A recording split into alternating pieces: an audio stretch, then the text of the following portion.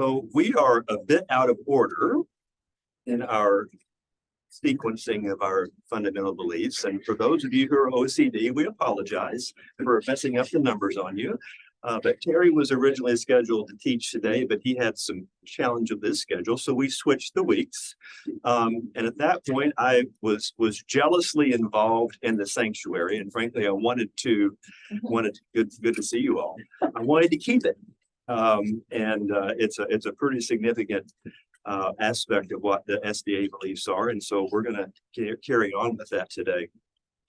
And so our subject is really two things here: Christ's ministry in the heavenly sanctuary, and then also the second coming of Christ. And my suspicions are that we'll spend the vast majority of our time on the left-hand one, because everything on the left-hand side is leading to the right-hand side, as we all know. And again, the sanctuary is a unique teaching of the Adventist Church. I was going to make the statement, or thought about making the statement, the sanctuary is a teaching that only the Adventist Church espouses. I don't know if that's 100% true, but what I did do is go on to Google and put in the sanctuary message. And as I just kept scrolling and scrolling and scrolling and scrolling, and all I saw was Adventist authors or former Adventists who were complaining about those authors. So it seems that it's very much a distinctive Adventist thing. And so, Bob, you often raise the question, we talk about the law or this. Why is that? It's not. Everybody believes that, but this thing is pretty close to home, I think. I'm not inviting you to rebut that, other than to say that this is pretty unique to us. I think we're going to be a little close to the best with that today. Does being different mean you're special and better? No, absolutely not. It does not mean we're special and better, but it does mean that we have something that the Holy Spirit has chosen to give to us to tell the world. So that's what this is about today. Before we get into that, I just want to let you know a couple of things, because the sanctuary is a topic that if you're a lifelong Adventist, you've heard it. Yes, Rich? Did we kind of back into this? How do we explain 1844? It seems like it was really here in the church until White and others in 1840s and 50s, I think it's about 1850s, tried to understand the message of William Miller and that Christ was going to come. The only way they could explain all that was to come up with this. Hang on. I'm not trying to be negative or positive. That's how it originated. We can listen to scholars that will argue about the two places in the sanctuary, whether it really happened in 1844 or not. All that's been controversial in the past, Desmond Ford and others. So I just thought it was interesting to know that it has some interesting origins. Thank you. No. I just respectfully are jumping to the end, and I've worked too hard on this to create a. He's my spokesman. You're spokesman. Yeah. So, all right.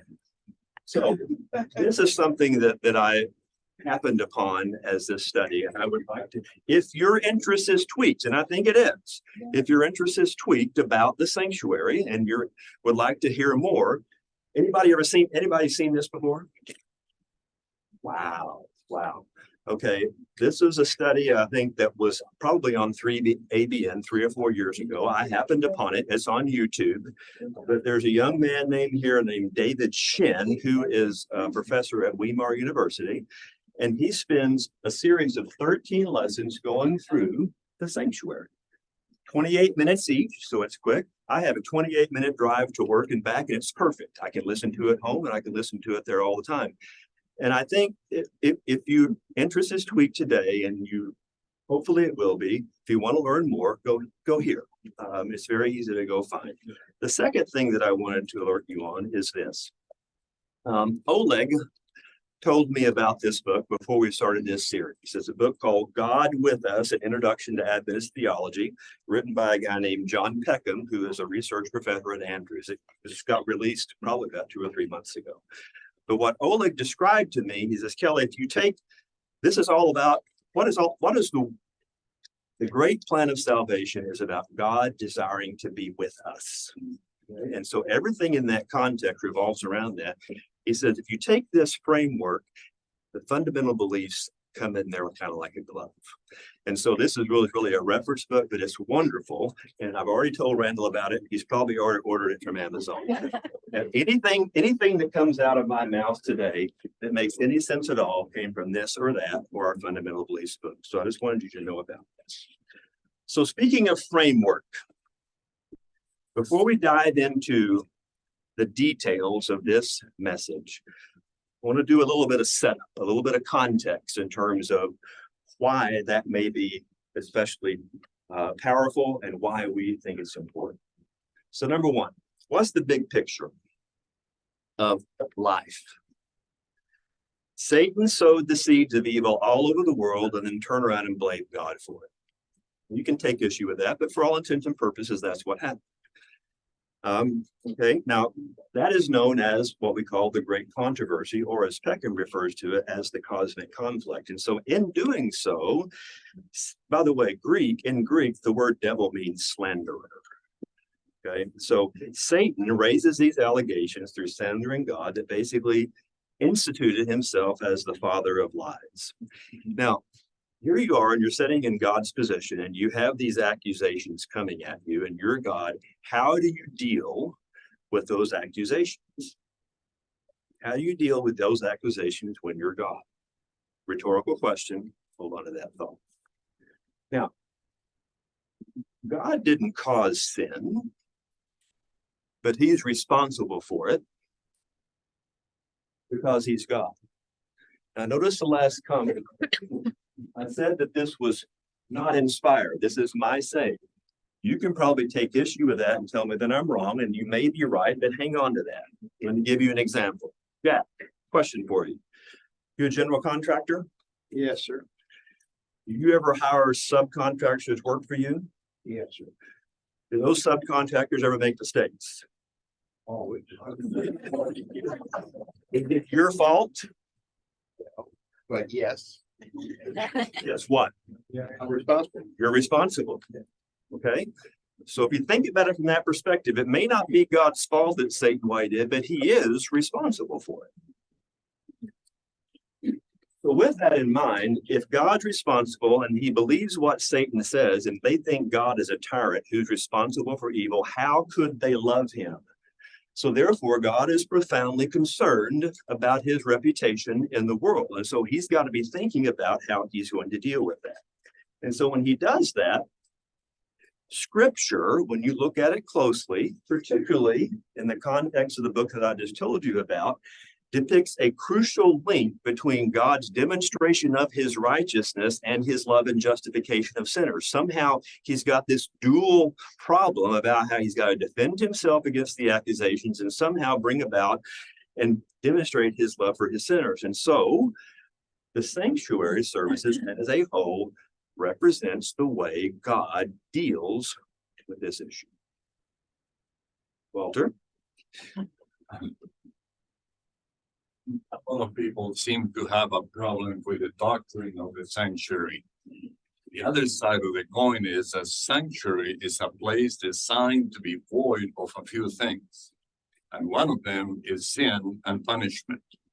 And so when you look at sanctuary as a place that the only place that you can go in the universe to actually be righteous is a totally different thing than arguing about the details of it because somebody else thinks this or that.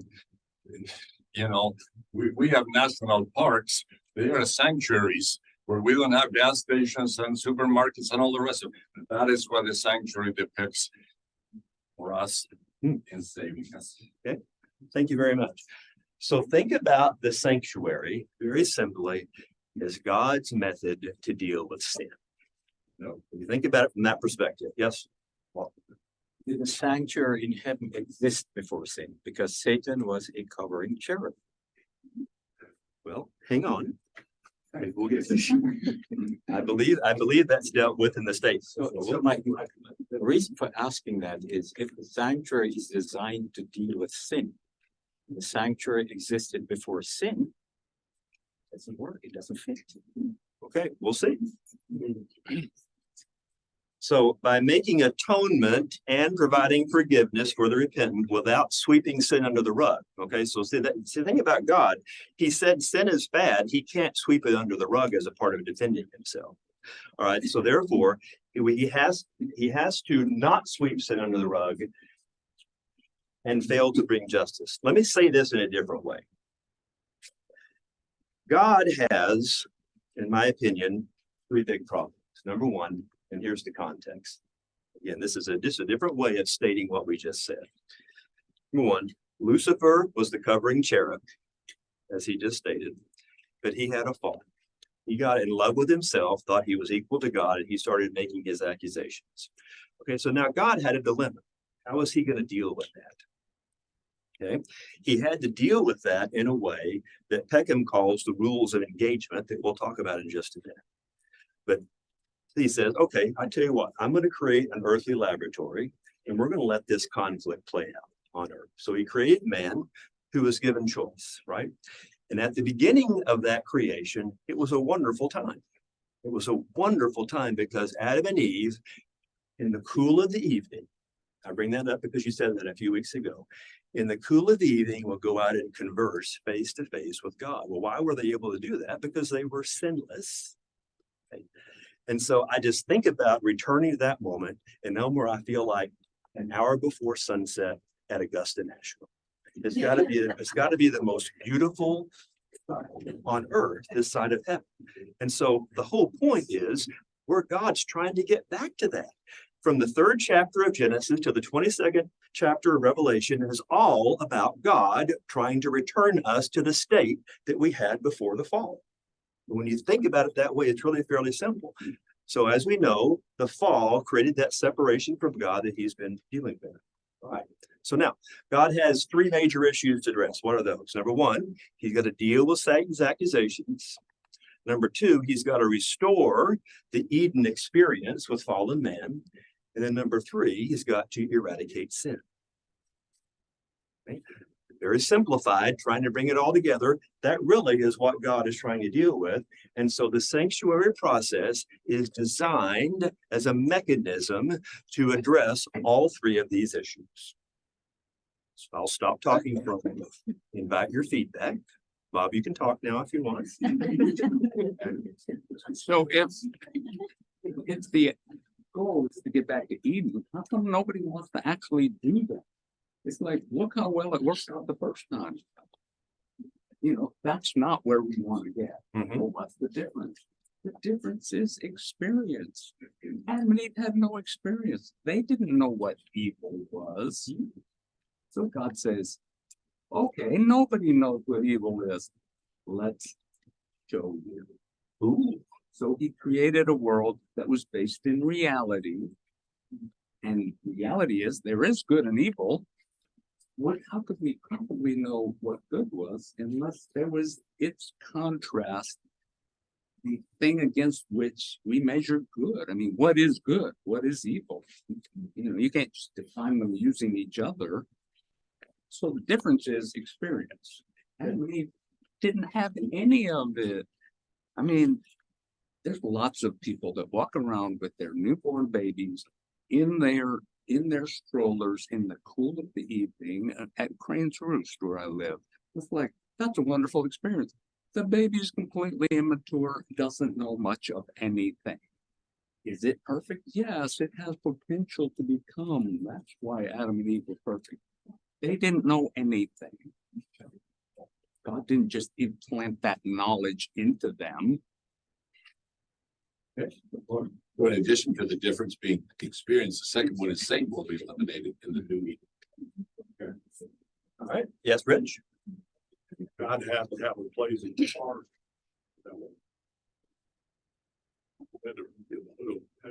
Had to have a place to park the devil. Park, P.A. Park. What do you say now? Like parking a car. Put the devil somewhere. He had to put the devil somewhere. Okay. In an earthly laboratory. Was the devil required to show power of choice? Was the devil required to show power of choice? Was the devil's creation or allowance of existence, was that needed so we could show choice? Because God gave us choice. That's what he gave. He said, everything in Eden is good except this one tree. Just don't eat from that tree. There's the choice. The devil also gave us choice, the choice of good or evil. So was there a requirement? Was that a requisite to choice, which is innate in the devil? Could we have lived in a utopia in Eden without that? Let me respond to your question with a question. If the devil, if Lucifer had never fallen, would Earth exist at all? Yes. Yes, Yes. Think Yeah. Yeah. yes. Okay. Because God said, let us create man in image.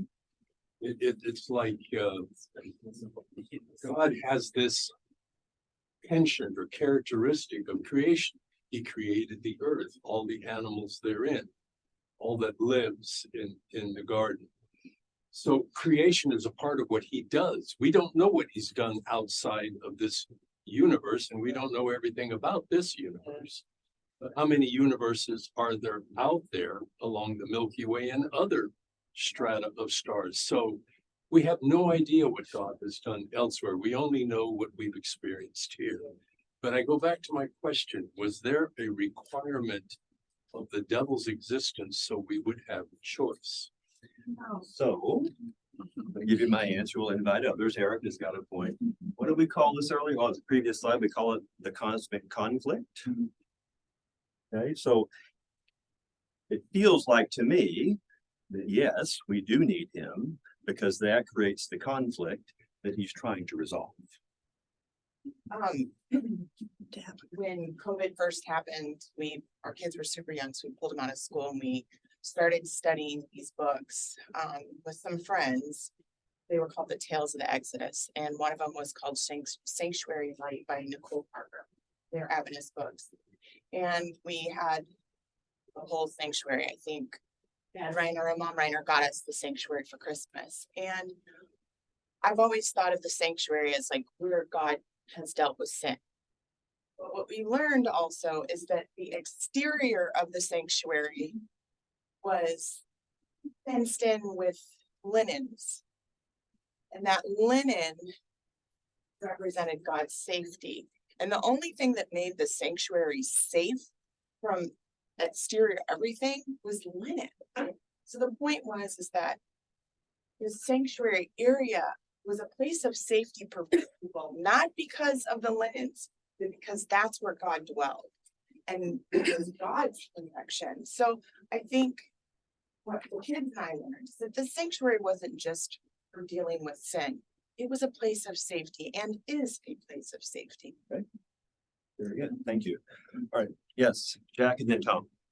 So maybe you can help me unpack this a little bit. Say it again. Maybe you can help me unpack this just a little bit. Okay. Okay, as a general contractor, as you pointed out, I'm a general contractor. We do not want to create something that's going to be not perfect.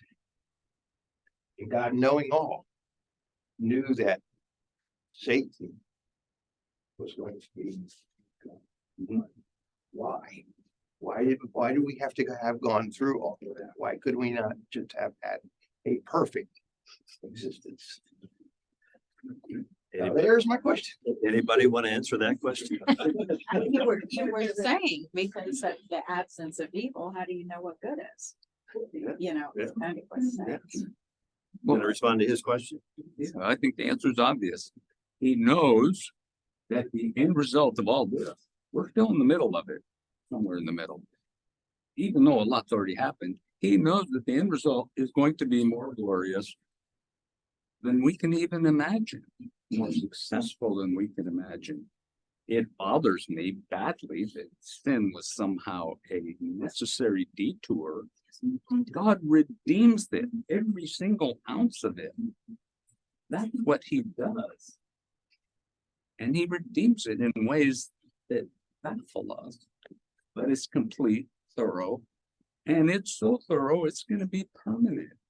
We're gonna know exactly what sin was.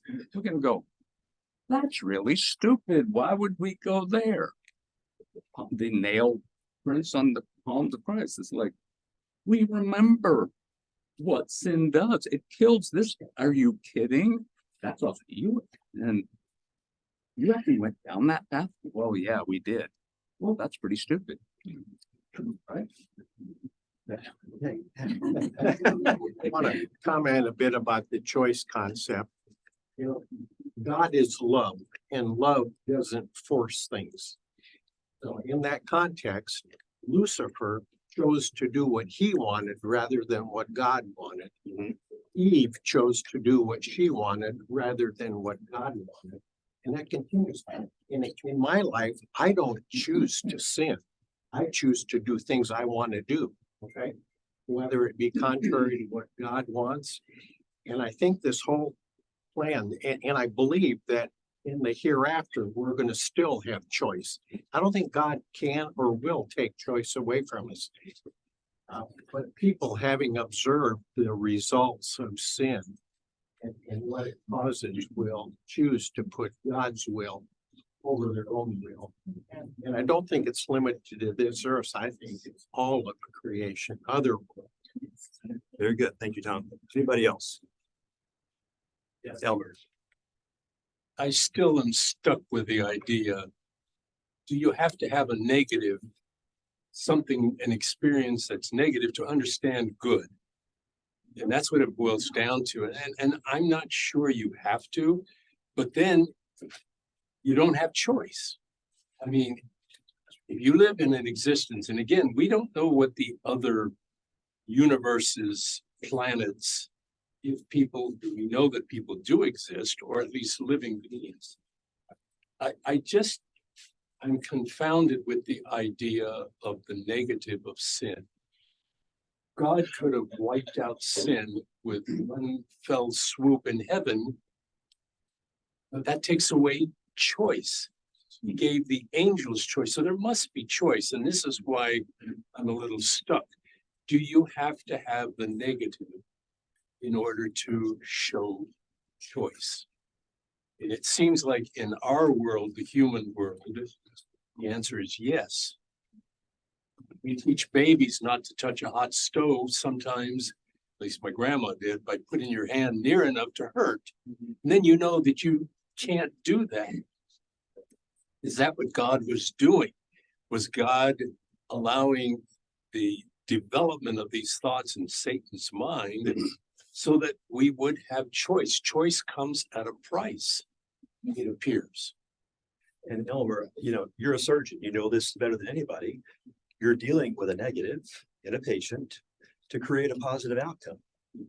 And isn't that person, when you pulled out that tumor or whatever, aren't they going to have an appreciation for life that's probably far greater than what they had before? So it kind of seems like They do. what you're saying is true. Does light, which dispels darkness, mean that darkness is any less real? No. Darkness exists in stark contrast with light.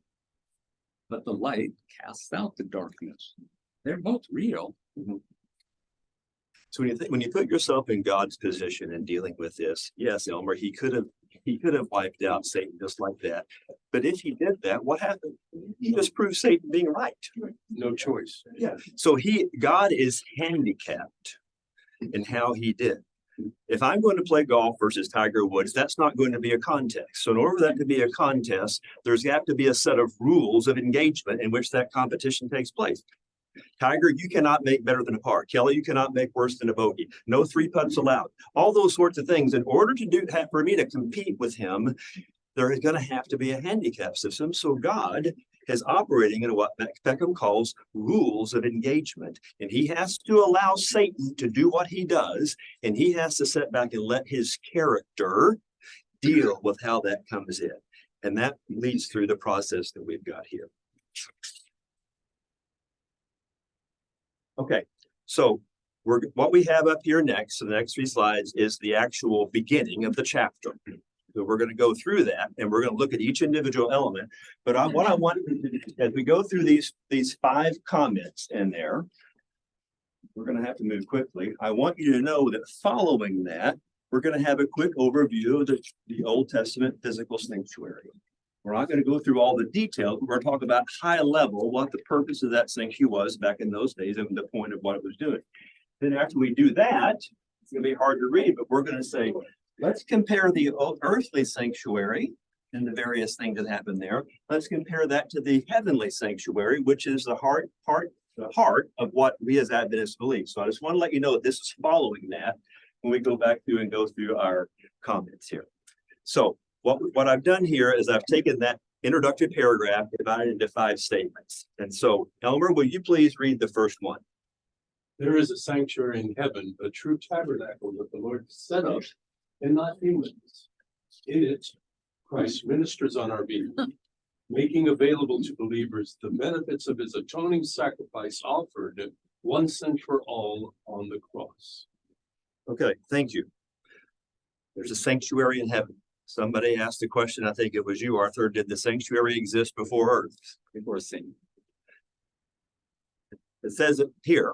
Okay, now you don't have any scriptural references on here, but if you look at in the fundamental beliefs book, there's all kinds of scriptural references in Exodus, in Hebrews, in Psalm and Revelation. There's multiple references that the sanctuary existed prior to sin and prior to the earth being created.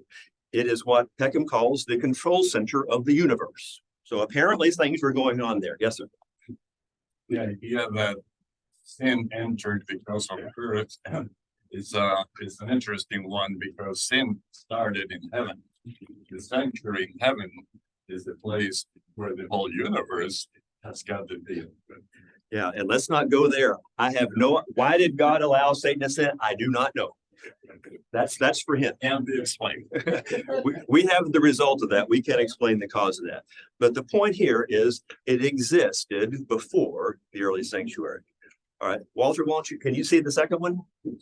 At his ascension, he was inaugurated as our great high priest and began his intercessory ministry, which was typified by the work of the high priest in the holy place of the earthly sanctuary.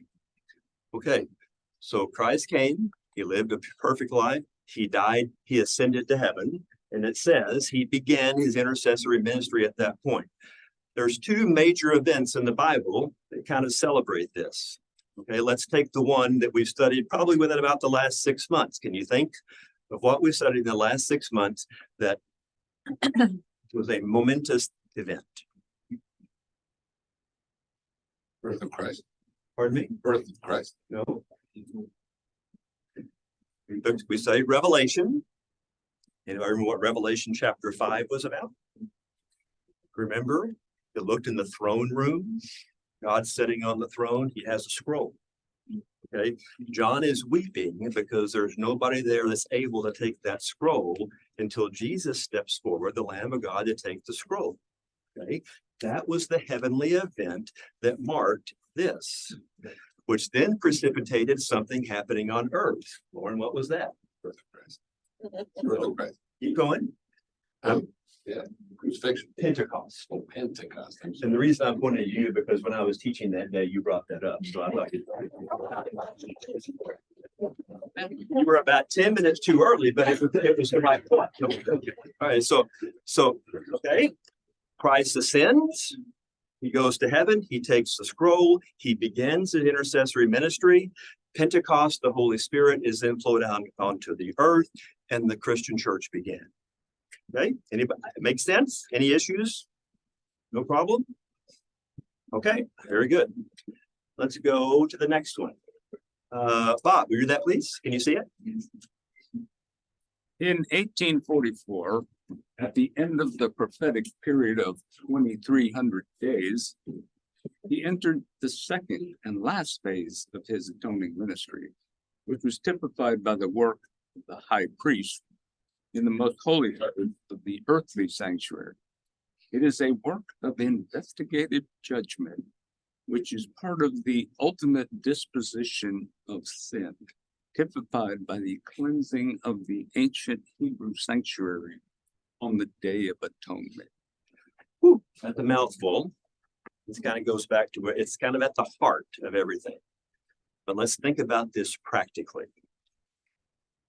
Go back and we'll talk about in a second. We think about the Old Testament sanctuary. You had a courtyard, you had a holy place, you had a most holy place, and there were different functions of that.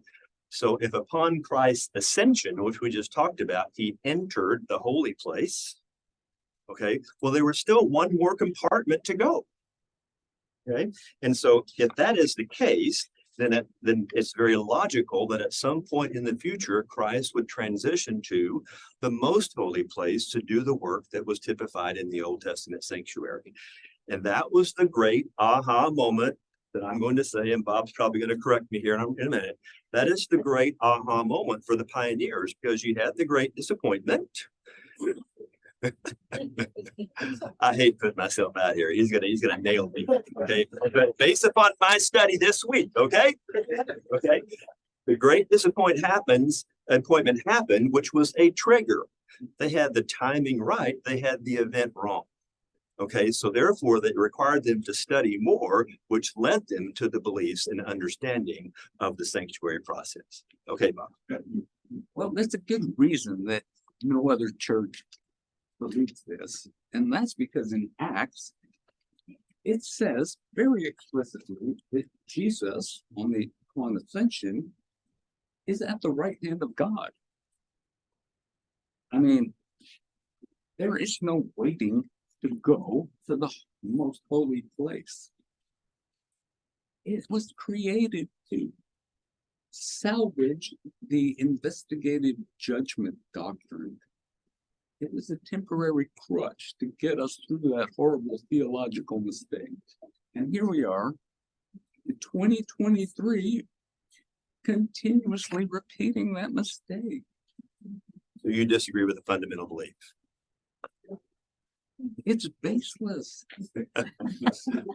Okay, so I respect what we have a class in which you're free to disagree with anything. But this is still a teaching of our church, irrespective of what our friend Bob You're thinks. doing a very good job. And you're exactly right. And I believe that I would be kicked out if I wasn't. So that's what I'm not teaching and you are. there you go. Think of Bob as a Now, what Rich mentioned a guy named Des Ford. For those of you in the senior side of things, you remember back in 1979, 1980, he basically rebelled, if you will, against the church. And my thumbnail sketch of that, because he wrote a 1,000-page document about it, was that he believed that we were too full of ourselves as a church and leaning more towards a rules-based doctrine. And he said, you've got to get back to Jesus. It didn't fly well politically, and he got kicked out. But anyway, the point is that there's freedom to disagree. No, I'm just saying, think of Bob as a sand trap. He's always going to bring up the other side of the coin. And you know what? Sometimes I love it and sometimes I don't. And in this case, I respect that. But back to Eve, wouldn't it have been wonderful if she had exercised the capacity for skepticism? I mean, if she had said to the snake, Lucifer, you know what? That's an interesting idea. That's not what I heard. And test what he said. It's like, that's what I'm doing. That's true. And you know, it's always easy to be a Monday morning quarterback. Isn't it?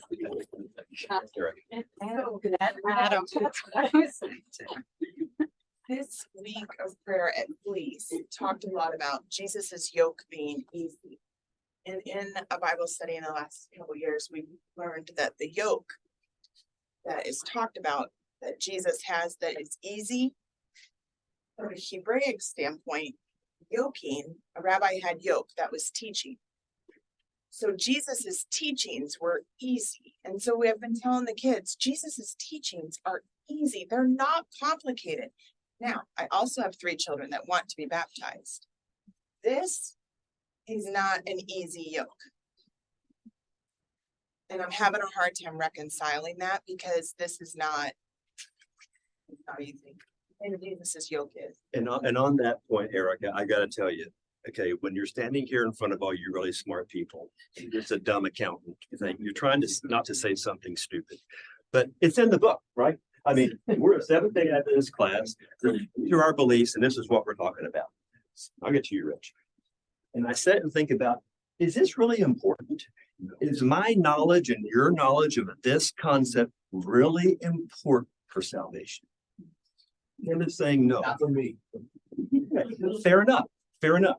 So I don't know, but it's nevertheless is what our teaching is. This is based on a dream a very flawed individual had, Hiram Edson, after 1844. That he claims he was inspired to come up with this kind of definition of the 1844 problem. I heard a number, I know you're doing the party line, but I've heard a number of scholars in the last 15, 20 years poke a lot of holes in this doctrine and say it's really not that important. What about the poor people that needed to be investigated by God before 1844? You know, so as I said before, we backed into this, try to explain that, and then it's, you read about Hiram Edson, he was a pretty flawed. He had a lot of baggage.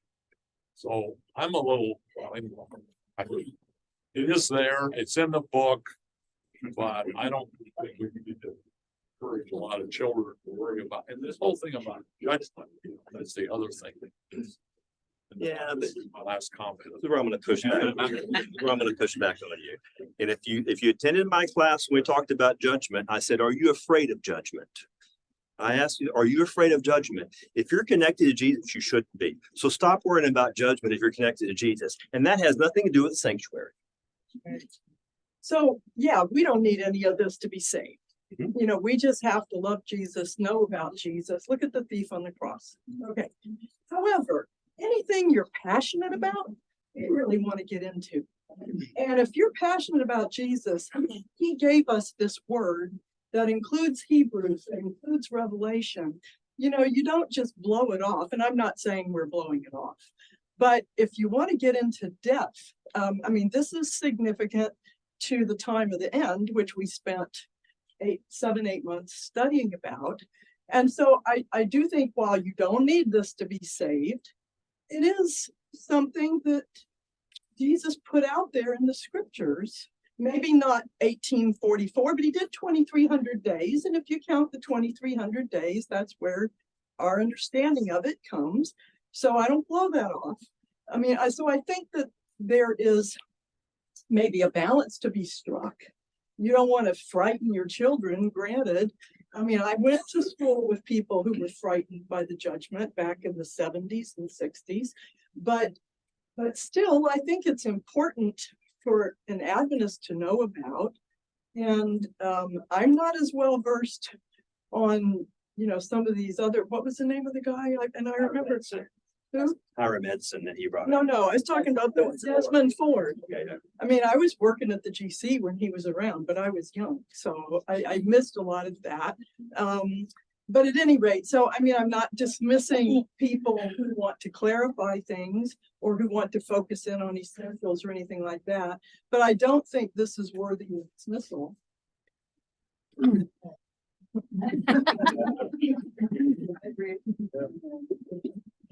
I am always shocked when I think of the fact that God thinks that I am important.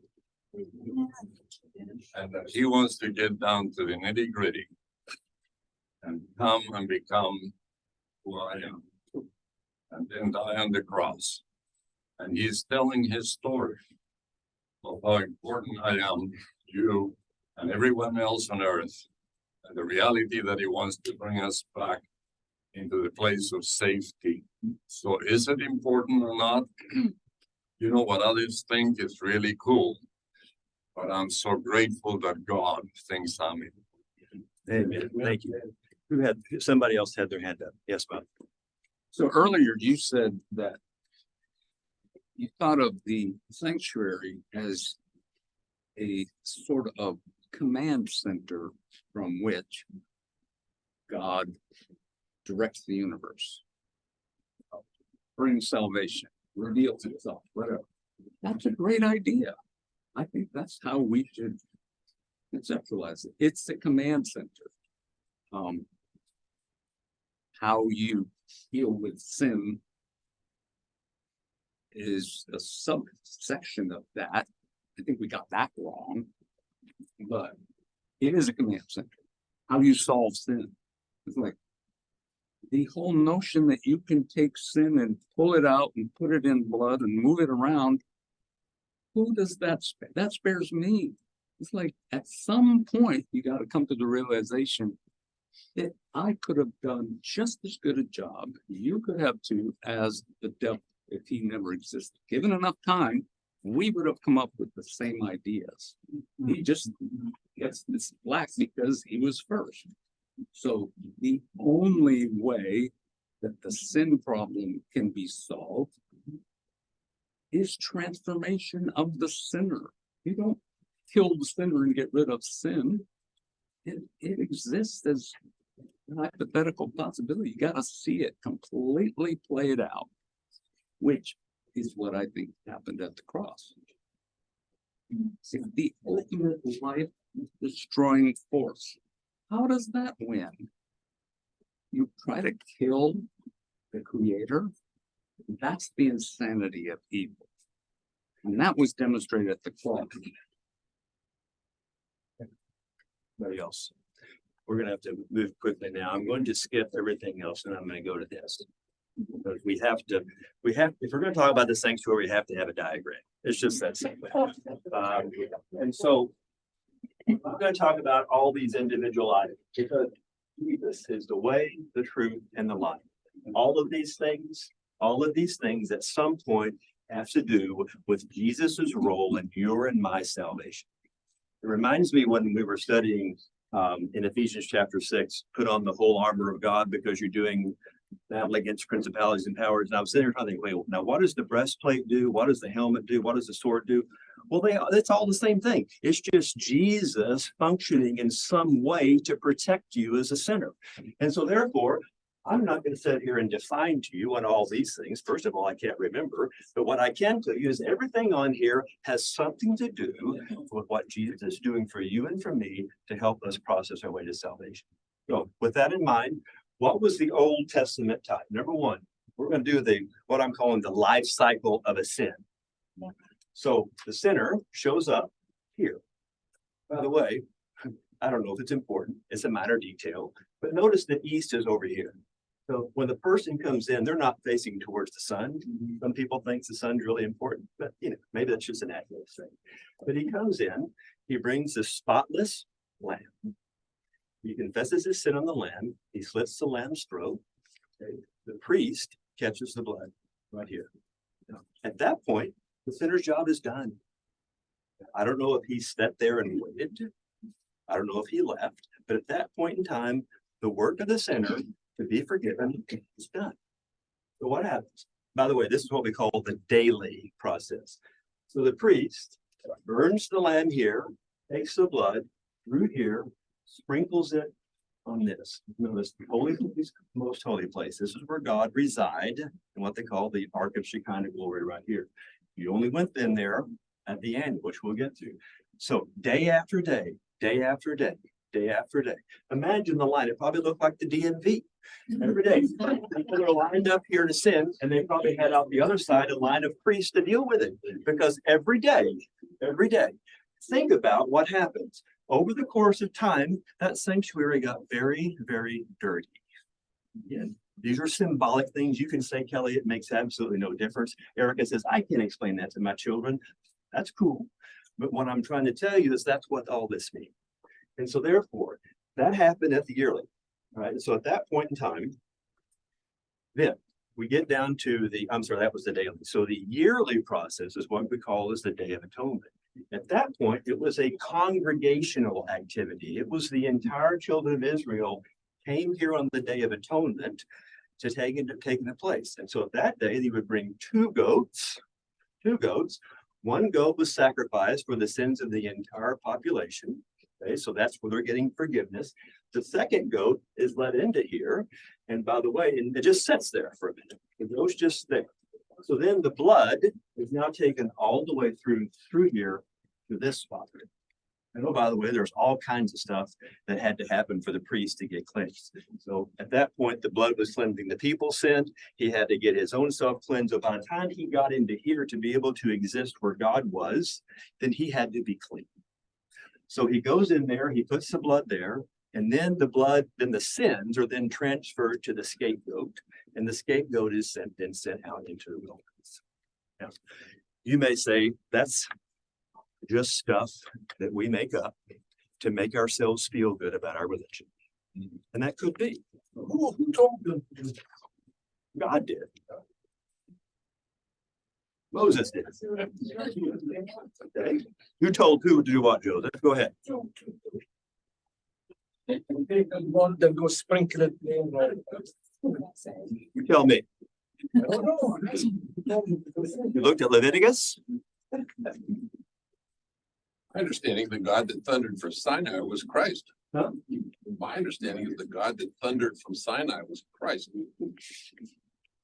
I mean, I may be missing something, but I thought the book of Leviticus was God giving instructions to Moses to carry these things out. Was it for a period of time or was it for eternity? Was it for that? It was life in what they do. Okay, what? So early on, you've heard the term, this was a type and the anti-type. So is this supposed to be looking forward to another process? Jesus.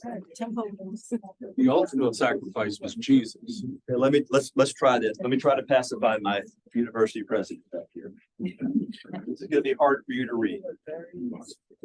Everything that I just described for you under the earthly sanctuary, was slain on the Day of Atonement. The goat was slain, the high priest ministered, judgment took place by virtue of the planting on the scapegoat. I'm sorry, the sin was placed on the scapegoat, went into the wilderness, sin was cleansed. So now, what is this pointing forward to? Okay, this is pointing forward to, okay, the Lord's goat was slain to cover the sins. Well, Jesus died as sacrifice. And that happened at Calvary. The high priest ministered the blood before the mercy seat. Okay, Jesus restores people to God's image. That happened at the ascension.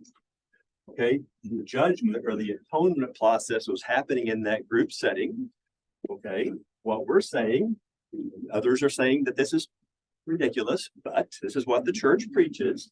And in 1844, Christ went from the holy place into the most holy place and started providing the investigative judgment that's going on to this day. Yes, Joseph. Kelly, I get that.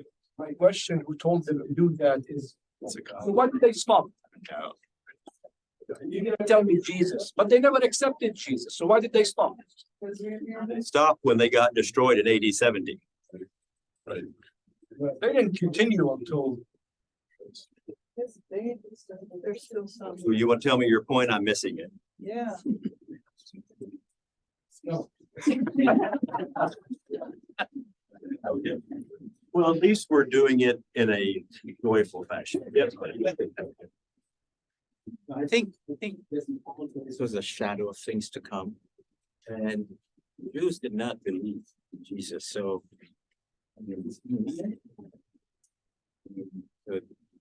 This is a shadow of things to come at the cross. That was fulfilled.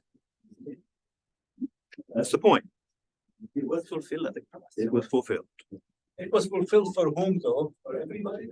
I think for everybody, yeah. But they didn't accept. Still don't accept, so. That's their choice, yeah. This is just great fun. This is just now getting, I can't tell if Joseph is just trying to be a thorn in our side. I'm not.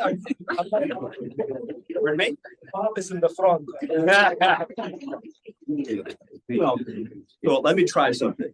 Let me try something. When we talked about the church a few weeks ago, the church was formed after the ascension of Christ, right? And the church had to take the place of something that had failed historically, which was Israel. Okay, so wasn't Israel God's mechanism, his people that were supposed to spread his character to the world?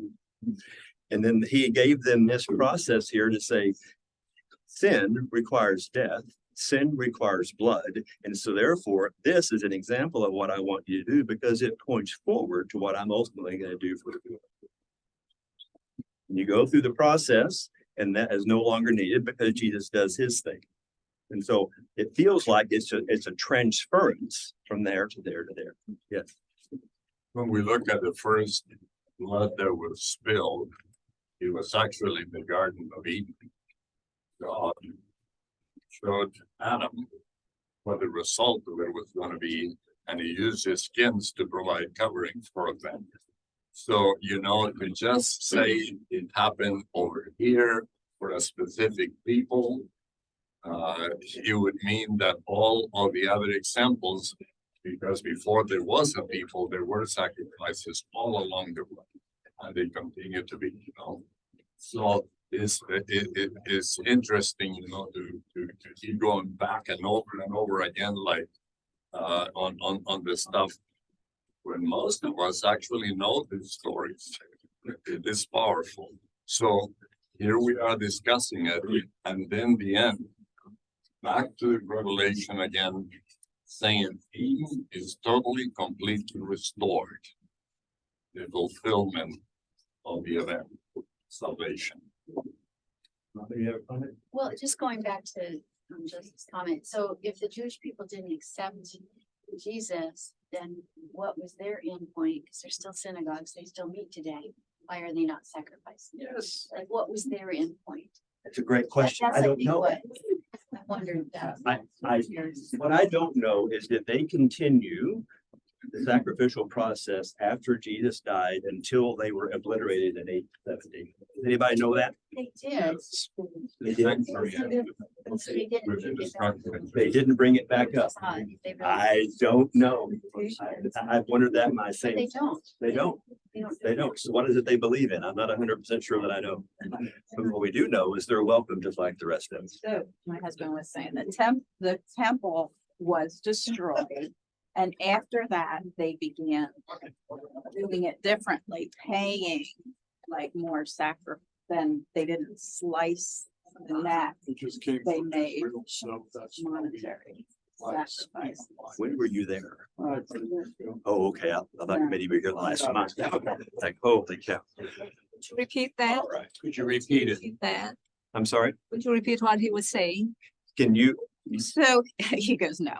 So he said the temple was destroyed.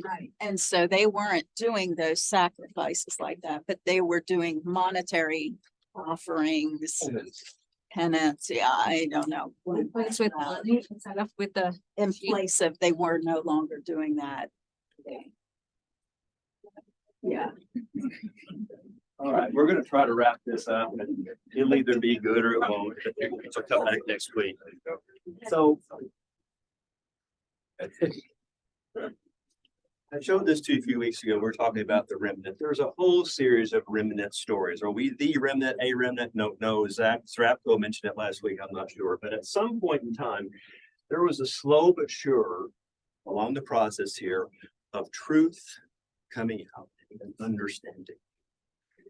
Whether you believe it or not, okay, this process here introduced a series of messages that heretofore I don't think were widely known.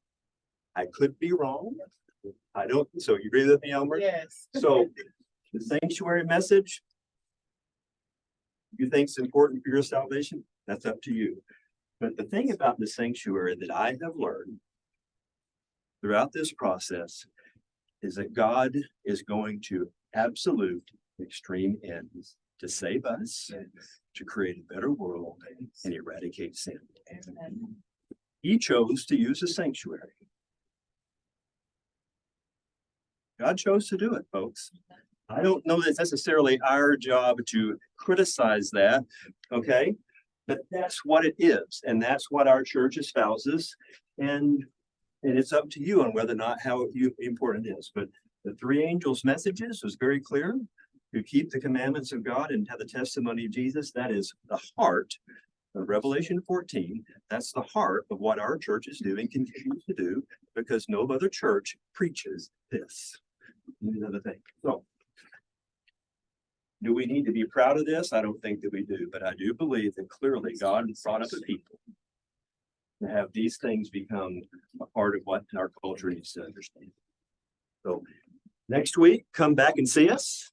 Terry is going to be here. He's going to talk about stewardship. He's going to talk about, let's see. He's going to talk about behavior.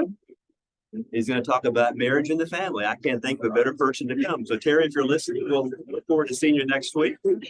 And so until then, you know what's next.